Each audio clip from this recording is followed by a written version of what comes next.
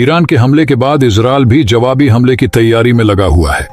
Israel एक ऐसा गुप्त प्लान बना रहा है कि एक झटके में ईरान को उसकी औकात याद दिला दे। लेकिन दोस्तों, इसी बीच एक ऐसी खबर सामने निकल कर आई है जिसने सबको चौंका दिया है। एक तरफ जहां रूस ईरान को कई घातक हथियार भेज रहा है, तो दूसरी तरफ इजरायल भी भारत से मदद मांग रहा है।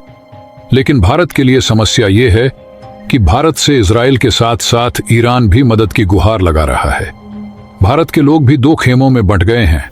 कई लोग इजरायल का समर्थन कर रहे हैं तो कई लोग ईरान का।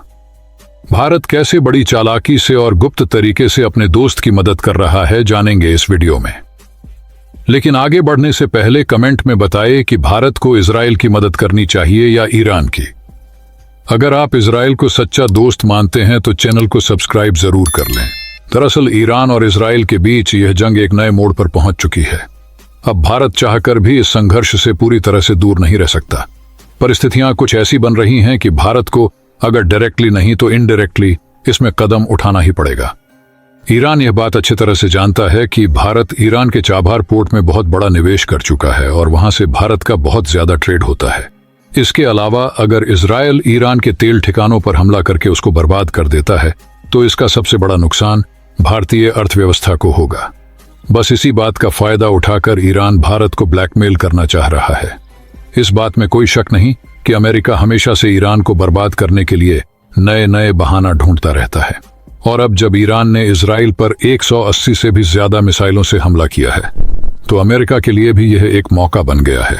अमेरिकी राष्ट्रपति जो बाइडेन ने खुलकर कहा है कि वे इजरायल के साथ मिलकर ईरान की ऑयल फैसिलिटीज और टैंकरों पर हमला करने की योजना बना रहे हैं। इस बयान के बाद से ही ग्लोबल ऑयल मार्केट में हलचल मच गई। कच्चे तेल की कीमतें तेजी से बढ़ने लगी हैं। आपको जानकर हैरानी होगी कि सिर्फ इस घोषणा के बाद ही क्रूड ऑयल के दाम तेजी से ऊपर जाने लगे हैं। ईरान के इजरायल पर हमले के बाद से अब तक तेल की कीमतों में करीब 10% की बढ़ोतरी हो चुकी है और यह लगातार बढ़ती जा रही है। अगर ऐसे ही चलता रहा तो इसका असर भारत पर भी गहरा होगा। भारत, जो कि दुनिया में कच्चे तेल का एक बड़ा आयातक है, इस स्थिति से बुरी तरह प्रभावित होगा। भले ही हम अभी रूस से तेल खरीद रहे हों, लेकिन ईरान और अन्य खाड़ी देशों से भी हमारी ऑयल सप्लाई जारी है। यदि ईरान के ऑयल इंफ्रास्ट्रक्चर पर इजरायल ने हमला किया तो इसका असर पूरी दुनिया की ऑयल मार्केट पर पड़ेगा। अगर कच्चे तेल के दाम $200 प्रति बैरल तक पहुंच जाते हैं तो भारत को महंगे दामों पर तेल खरीदना पड़ेगा। इससे न सिर्फ पेट्रोल और डीजल के दाम बढ़ेंगे बल्कि ट्रांसपोर्टेशन की लागत में भी भारी इजाफा होगा। यह महंगाई सीधे रोजमर्रा की चीजों पर असर डालेगी। खाने पीने की वस्तुएं महंगी हो जाएंगी और इसका असर सिर्फ भारत पर नहीं बल्कि पूरी दुनिया की अर्थव्यवस्था पर होगा। भारत ने अपने नौसेना के युद्धपोत मिडिल ईस्ट के पानी में तैनात कर दिए हैं ताकि उसकी तेल आपूर्ति सुनिश्चित हो सके। लेकिन अगर यह संघर्ष और बढ़ता है तो भारत को इस अस्थिरता से निपटने के लिए कठिन कदम उठाने पड़ सकते हैं। ईरान भारत से उम्मीद कर रहा है कि वह इस युद्ध में उसकी मदद करे। भारत के ईरान और इजरायल दोनों से अच्छे संबंध हैं, लेकिन अगर अमेरिका इस पर सख्त रुख अपनाता है तो भारत के लिए स्थिति और मुश्किल हो सकती है। भारत के लिए इस तनाव को हल करना आसान नहीं होगा। कुछ दिन पहले इजरायल के प्रधानमंत्री ने भी मोदी जी को फोन करके भारत से इस युद्ध में मदद मांगा है। इसीलिए भारत भी रणनीति बना रहे हैं कि किस तरह से इजरायल की मदद की जाए। वैसे तो इस युद्ध में ईरान को रूस का खुला समर्थन मिल रहा है। रूस ईरान को कई तरह के आधुनिक हथियार भेज रहा है। कुछ दिन पहले ही रूस ने ईरान को S-400 भेजा था। S-400 एयर डिफेंस सिस्टम को दुनिया के सबसे आधुनिक और ताकतवर मिसाइल डिफेंस सिस्टम में से एक माना जाता है। यह सिस्टम 400 किलोमीटर तक की दूरी पर दुश्मन के लड़ाकू विमानों, मिसाइलों और ड्रोन को आसानी से निशाना बना सकता है। यह बहुस्तरीय रक्षा प्रदान करता है जिससे ईरान को अपनी हवाई सुरक्षा को और मजबूत बनाने में मदद मिलेगी। विशेषज्ञों का मानना है कि S-400 के कारण इजरायली एयरफोर्स के लिए ईरान में गहरे हवाई हमले करना बेहद मुश्किल हो जाएगा। यह एयर डिफेंस सिस्टम इजरायल के पारंपरिक युद्ध कौशल को चुनौती दे सकता है।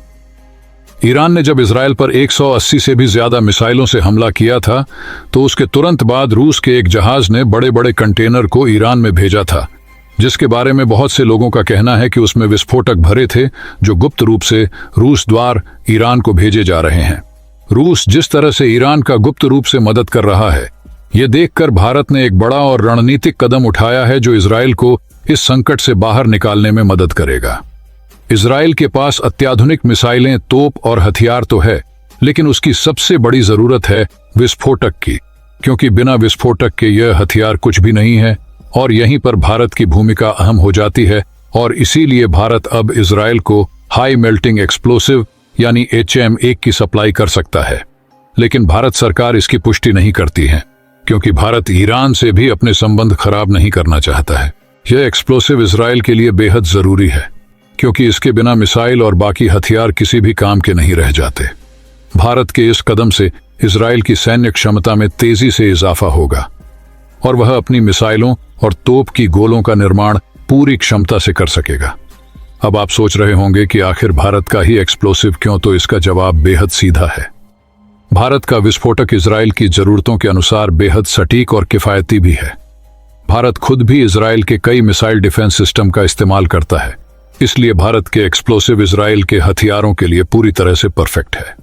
हालांकि ध्यान देने वाली बात यह है कि भारत सीधे इजराइल को हथियार की सप्लाई नहीं कर रहा, बल्कि वो ऐसा कच्चा माल दे रहा है जिसके बिना इजराइल अपने मिसाइल और हथियार बना ही नहीं सकता। इसका मतलब यह है कि इजराइल अब अपने मिसाइलों को बाकी हथियारों का उत्पादन पूरी क्षमता से कर पाएगा, जिससे उसकी रक्षा व्यवस्था और भी ज्यादा मजबूत हो जाएगी।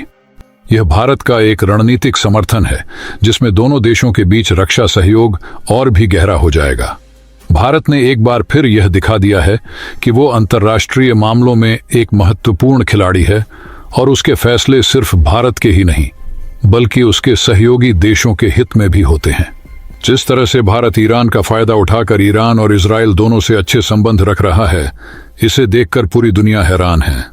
आपको याद होगा कि कुछ दिन पहले इजराइल के प्रधानमंत्री ने जब मोदी जी से फोन पर बात करके मदद मांगा था, तो भारत की तरफ से ब्रह्मोस देने पर विचार करने की बात कही थी।